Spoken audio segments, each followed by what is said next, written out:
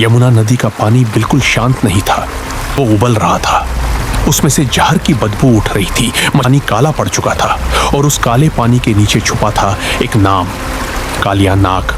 कहा जाता था कि उसके एक नहीं, दो नहीं, बल्कि सैकड़ों फन थे। हर फन पर आग जैसी आंखें और हर मुंह से मौत टपकता झर। कालिया नाग आया कहां से?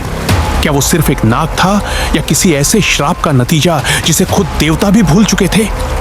बहुत कम लोग जानते हैं कि कालिया कोई साधारण सांप नहीं था। वो नागलोक की उस वंशावली से था जो सीधे विषधरों के राजा वासुकी से जुड़ी मानी जाती है।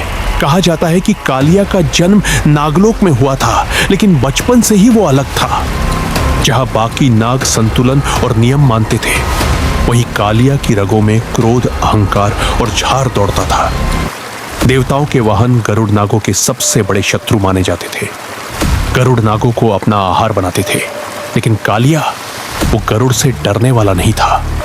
एक कथा के अनुसार कालिया ने गरुड़ से युद्ध करने की कोशिश की और यही उसकी सबसे बड़ी भूल थी।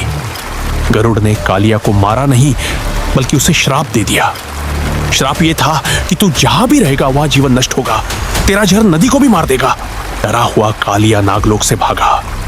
भागते भागते कालिया पहुंचा यमुना नदी में। उसे लगा यहां गरुड़ नहीं आएगा, लेकिन जैसे ही कालिया ने यमुना में वास किया, नदी का पानी झर बन गया।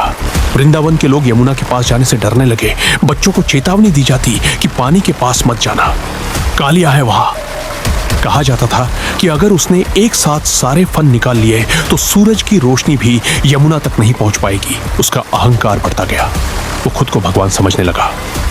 फिर आया वो पल। एक दिन ग्वालों की गेंद यमुना में गिर गई और उसे निकालने के लिए एक बच्चा आगे बढ़ा। नीली त्वचा, आंखों में शांति, नाम कृष्ण। जैसे ही कृष्ण यमुना में कूदे, पानी उबलने लगा। कालिया जाग चुका था। कालिया ने कृष्ण को अपने फनों में जकड़ लिया। पूरा वृंदावन सांस रोके खड़ा था। लोग रोने लगे कि अब सब खत्म। लेकिन तभी कुछ ऐसा हुआ जो कालिया ने कभी सोचा भी नहीं था। कृष्ण उसके फनों पर चढ़ गए और फिर नृत्य शुरू हुआ। हर कदम के साथ कालिया का अहंकार टूटता गया, उसका झर कमजोर पड़ता गया। कृष्ण ने कालिया को मारा नहीं, उन्होंने कहा कि तू बुरा नहीं, तेरा अहंकार बुरा है। कालिया ने पहली बार किसी के सामने सिर झुकाया। उसे यमुना छोड़ने का आदेश मिला। कहा जाता है कि कालिया नाग आज भी जीवित है, लेकिन अब वो छुपा हुआ है। अब तुम लोग सब्सक्राइब भी कर दिया करो, इतनी मेहनत करी वीडियो में। अब क्या कालिया नाग तुम्हें घर लाकर दिखाऊं तब मानोगे?